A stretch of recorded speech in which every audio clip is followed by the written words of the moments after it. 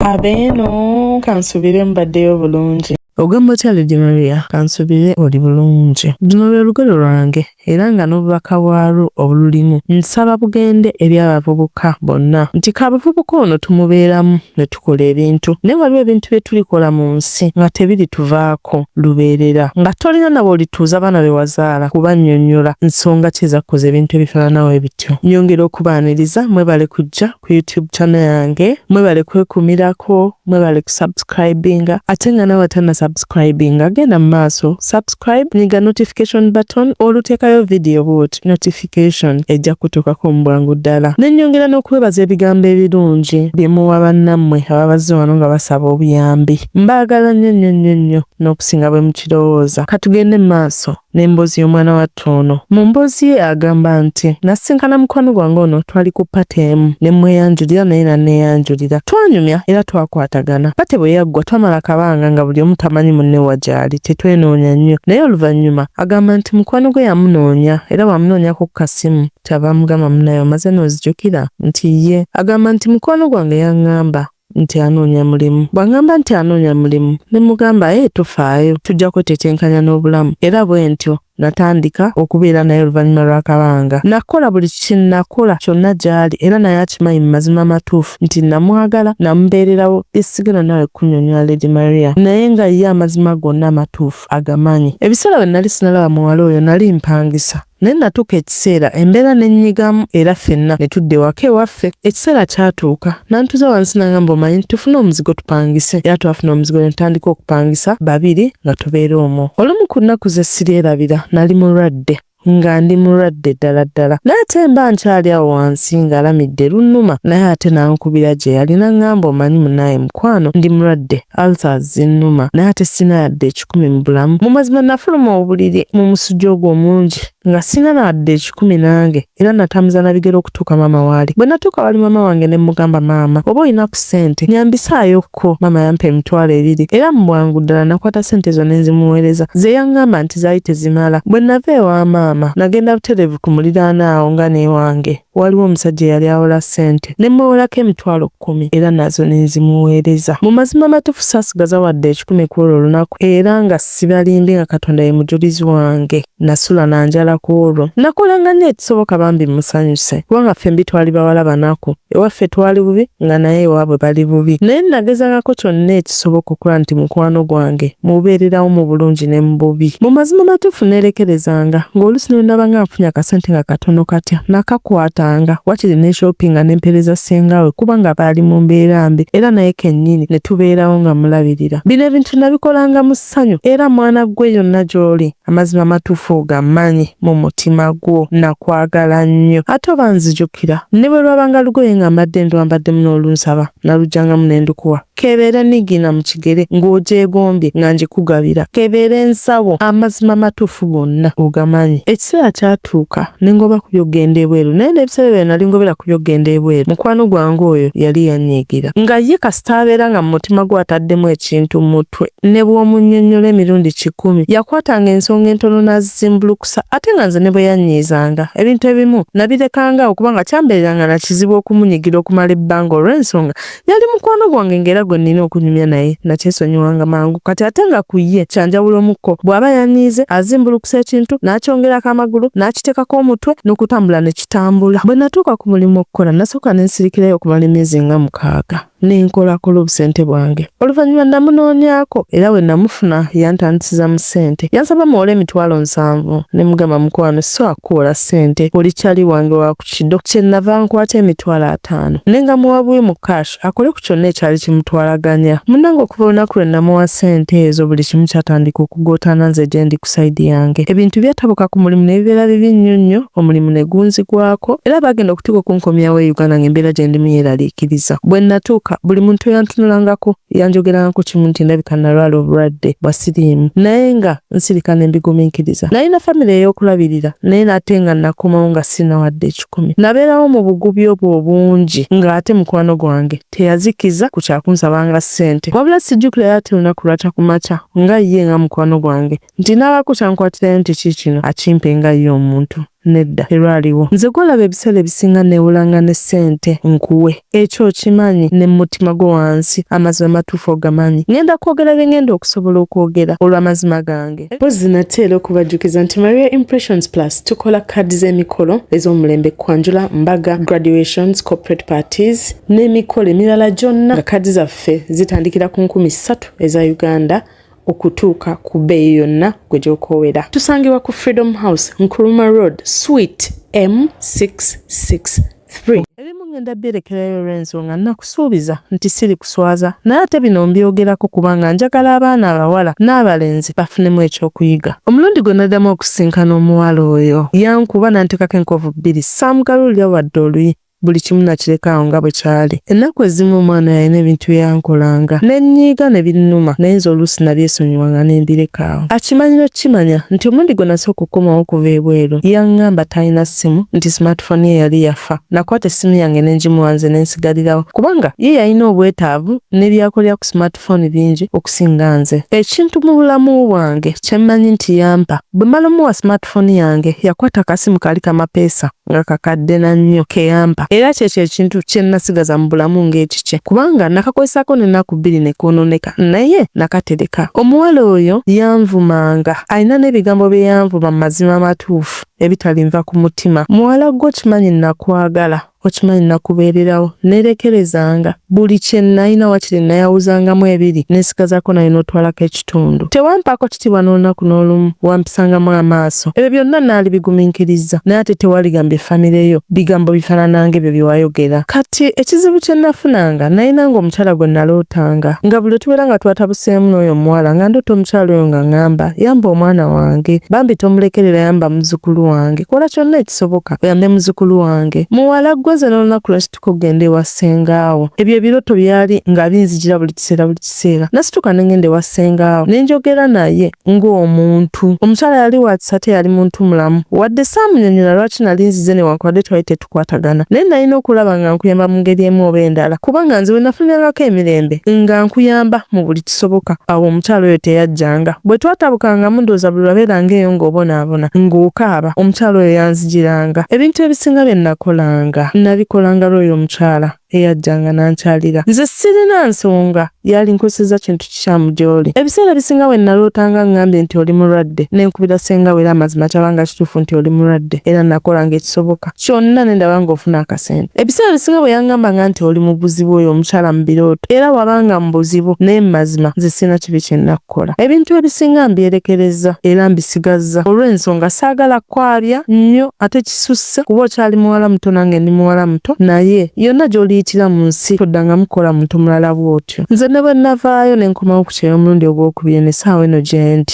era omukyala oyo yanzijiranga era bwe yanzijiranga nasalanga amagezi gonna neefuna obusente bwe nfuna nga mpita mu bantu ab'enjawulo neefa okulaba nti bwe kuba kukola shopping ngikukolera ne ngikuweereza ewuwo, bwe kuba kulabirira ngezaako kyonna ekisoboka omukyala oyo aleme kunzijira. Mu mazima ku byonna bye wankola sinalina lwaki n'omutima gwange tegulimu waddeko nti nakunyiigira, nalumizibwa, nanyigirizibwa naye ate sirina kibi na kimu kye nkwagaliza. Munnange ebiseera byatuuka lwali lunaku lwe nalina omukyala gwe mmanyi ku TikTok okwo era nga surprising abantu nabimuli nakwata emitwalo 5 nengamuwa ne mugamba mukolere ekimuli ekya ssente nengulya n'omwana wa muganda wa Kagoye kuba omwana oyo yali amwagala nnyo ate ng'omuntu gw'oyagala kyayagala okimwagalirako era wamala ofuna ebintu ebyo yonna gye yali asirikidde yajja ku akaunti yange ya TikTok nansaba ennamba yange nga musanyufu muzibu.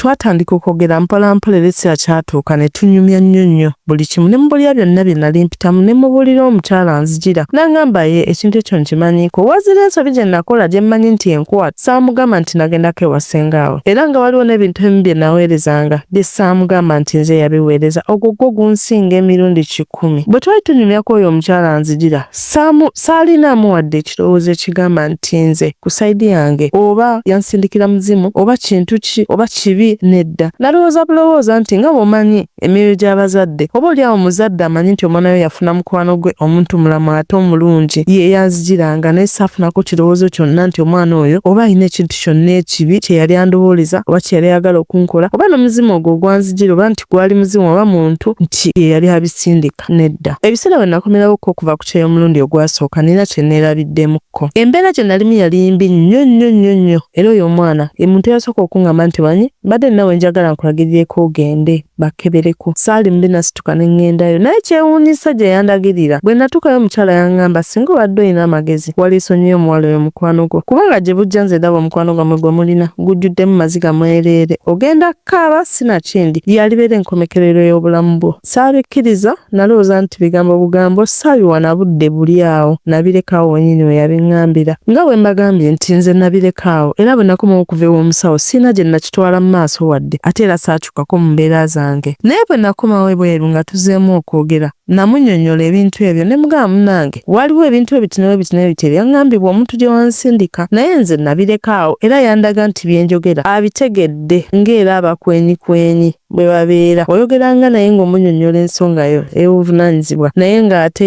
ye akukwenyakwenya kulaga akitegedde naye ng'ate takitegedde oba nga tayagala kukitegeera. Nze ekituufu ky'ensonga nali sigendaako ku musawo obulamu bwange bwonna kuba nakuzibwa mu ddiini, naye oyo omwana yansindikiza n'ogenda ku musawo eyasooka. Era bwe nagendayo n'ebyavaayo era mu kuba nti teryannyumira nnyo saabitwala mu maaso nga bwe mbagambye. Mu mutima gwe naye akimanyi nti ye muntu eyasooka okunsindiikiriza okugenda ku musawo. Ebbanga we lyetoola n'olunaku lwe naloota ng'afunye accident. Bwe naloota ng'afunye accident ne mugamba naye naloose ekirooto ekibi. Nze namusiibira ne mmusabira okumala ennaku. Ate ye n'aŋŋamba nti yali ayagala kuddayo agende bw'oyo omukyala. Saamukugira, saamugana, namugamba oba oyagala genda. Era namuyambako ne mu by'ensimbi. N'olunaku lwe yagenda, mu kugenda namunnyonnyola bulungi nnyo ne ku ssimu yagenda twogera mu kwagala okukuuma enkolagana nga ng'omu. Nange namugamba bw'onootuukayo ombuulizaako ku ky'omukyala oyo lwaki ajja, oba bw'aba asobola alekeraawo okujja kubanga kinkosa buli kaseera. Bwe yavaayo gye yagenda namubuuza byagenze bitya. N'aŋŋamba mwana gwe byetaagisa ssente. Ne mubuuza wambuulizaako nze. N'aŋŋamba mbuno omukyala yagambye mbuno tomwegobaako. Ne mugamba nedda si kumwegobako naye nze kimpisa bubi buli lwe mmulaba najja n'ambulira ebyo ebintu byonna ebikutukako. Mugamba alekeraawo. Kati akawungeezi k'olwo olunaku nze ne bakama bange twali tulinako gye tugenda okulaga. Mu kubako gye tugenda okulaga nga omanyi ngendo za wano ne wifi ne biranga bwa bizinesi ala amagezi muteekeko. Yaddamu n'ampeereza message ekiro ng'obudde buyise nasangako message ng'afunye mufuna ka wifi nga ngamba muwole emitwalo 2 naye yali wa kuzinsasula mu installments. Namugamba sooka ongumiikirizeemu tutambudde olugendo olubadde luwanvu nkooye nnyo kansooke neebakemu. Nagenda okuzukukenkera munoonyeko ng'essimu zange takyazikwata newenkuba newendekako message nga tanziramu naye nga ne data nze naweereza ssente okumugula gwe yali akozesa mu ebiseera nga n'essimu yennyini gye yali akozesa ye essimu gye nali namulekera si kulangira naye ge mazima matuufu ate era naye akimanyi nti ge mazima wadde ebimu yalimba. Natumayo omuntu agenda amunoonyezeeko ne mugamba nyamba omunkubireko essimu omugambe ajja online twogere. Omuntu oyo yagendayo, omuntu oyo yamukubira essimu naye bwe yamukubira essimu ndowooza ye essimu yokka gye yakwata era yamala n'amuggyako. Abantu bonna balala be naddamu okutuma tewaliwo muntu n'omu gwe yaddamu kwogera naye buli gwe yasangako message ng'amugamba nti gundi yayagala okwogera naawe essimu yaziblokinga nga bublokinze. Talina kye yazzaako kola okutuusa mama wange lweyesitula n'agendayo ayogere naye. Omwana oyo n'alyoka amugamba nze nga bwe ndi Omutanzania, nga bwe ndi Omulogo, bwe ndi Omutemu, bwe ndi omuntu omubi ennyo, bwe nnina ebisiraani. Mu bigambo ebingi bye yayogera yatuuka n'okugamba nti nali njagala mutta naye n'atafa.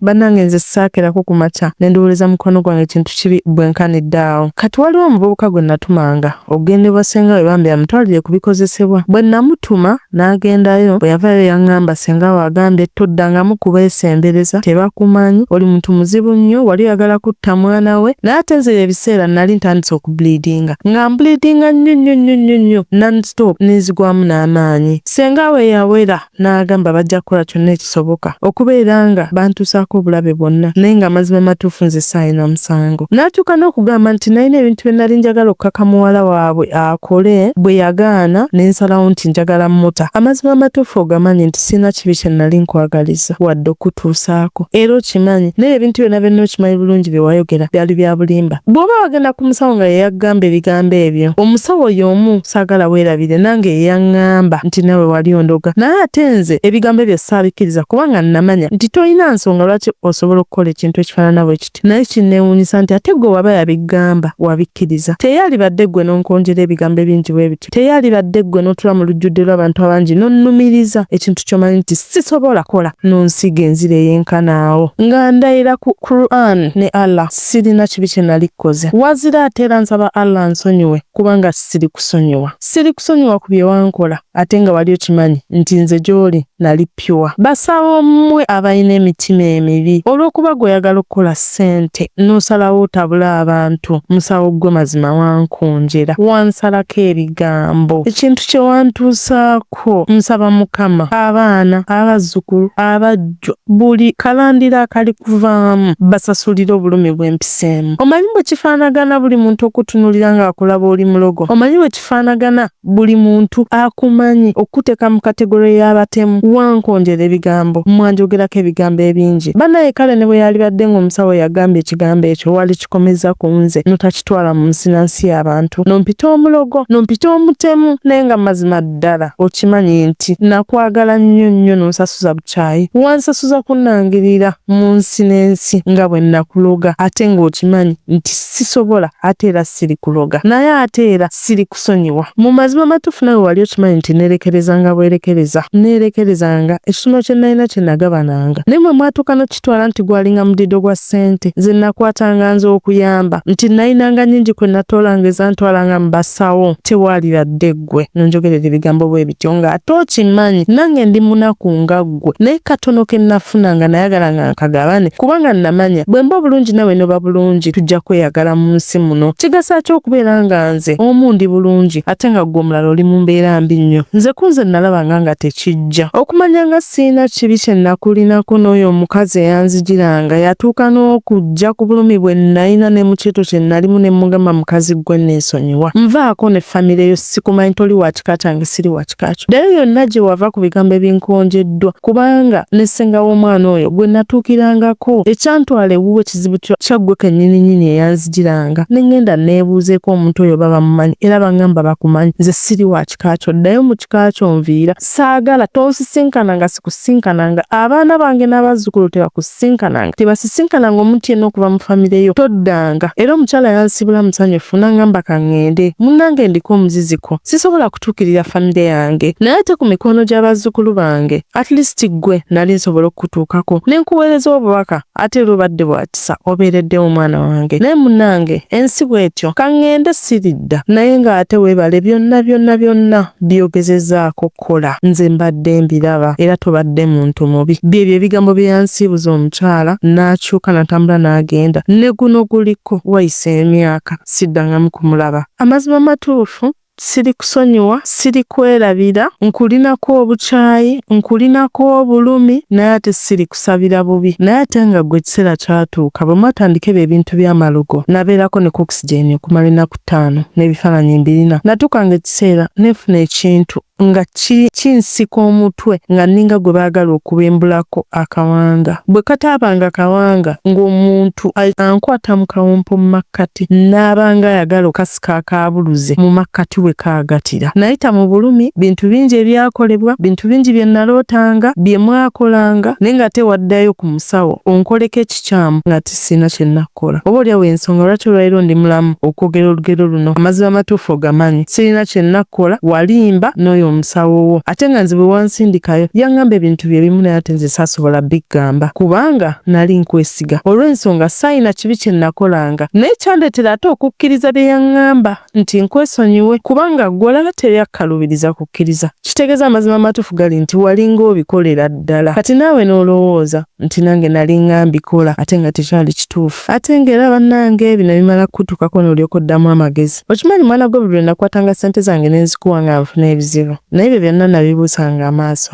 Okimanyi nti nasiraananga ne ntuuka kwesembayo. Okimanyi nti waliwo abawala abalinga mikwano gy'abantuukiranga ne baŋŋamba oyo omwana alina ekisiraani ogenda kubonaabona paka lwaliva mu bulamu bwo. Naye nakuwakaniranga paka bwe natuuka ekiseera ne nkirabako. Kati essaawa eno lwe ntuula ne nziramu awo obwongo nga n'amagezi gaakomawo agasobola okutegeera ekintu ekituufu nti ebintu bye walinga obikola. Oteekwa okuba nga wabikolanga. Bw'oba tewabikolanga nga nkuwaayira, mwana gw'oliko ekikwa kye weetaaga ogende bakuggyeko. Kubanga amazima amatuufu buli lwe nakwatanga ssente yange nga nina giwa ggwe ate buli lwe nagikuwanga nga nsiraana. Ate ng'era okuddamu okufuna emirembe ng'oli omukyala ajja n'annumba buli kaseera nalinanga kuddamu kuwa ssente. Nakolanga sayika eyo nga bwetyo bwetambula sirina na kintu na kimu kye nayongera ku bulamu bwange ebbanga lye wabeera mu bulamu bwange. Wazira nze okuba ng'eyali omuddu wo eyakolereranga gw'omuwala ataayagalanga kola. Munange Lady Maria byebyo nsaba abaana ab'omu maka g'omwo basobole okuwuliriza emboozi yange eno babeeko kye bagiyigamu. Buli lw'obeeranga ne mukwano gwo nga gwe ateekamu ye taliteekamu ku sayidi yo, manya nti ogwo omukwano gwa kitundu. Buli w'olibeeranga n'omuntu gw'oyagala nga buli lw'omuwa ssente ofuna ebizibu, kinoonyerezeko totula butuuzi. Buli lw'olibeeranga n'omuntu atawa kitiibwa mukwano gwammwe gwe mulina, dduka ng'obudde bukyali. Mukwano kika kyakeera ku makya olw'okuba mufunye ka dispute akatono ennyo n'akuba mukwano gwe. Kale nali musiru, abasigadde sagala mbe basiru nga nze. Neyanza nnyo neyanzege. Webale kumpa budde, webale kumpuliriza, webale ebiseera byonna by'otuteekamu Lady Maria. Nsiima nga nze nkakasira n'abalala nabo bwe batyo.